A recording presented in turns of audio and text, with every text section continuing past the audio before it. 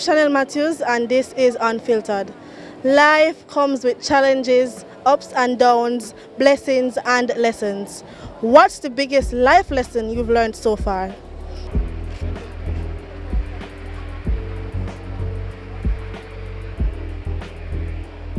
A lot of life lessons.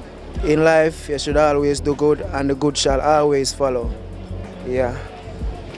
In life, you should never do unto others that you wouldn't want others to do unto you.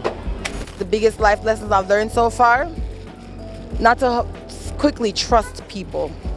Like at what they say, it's not always how it goes. You know what I mean? And to like trust people with your money and your business, your personal business and your business, you have to kind of be careful, because sometimes you may think somebody is your friend and they're there for you when really they're just there to take what they can take from you.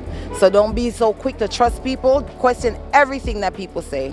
The lesson what I learned through life is just to be humble and be honest and deal with people how you should deal with people, and don't belittle no one. Life is a game where you have to upseed it or you leave it.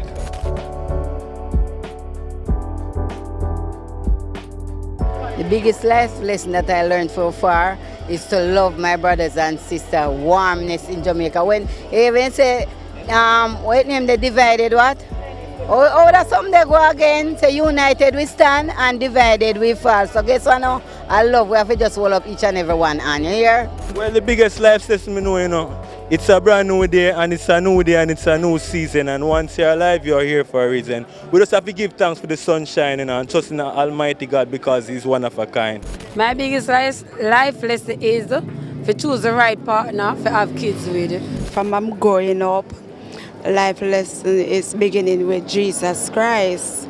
You know, once you have Jesus Christ, you can smile at the storm. When you have Jesus Christ, you have hope.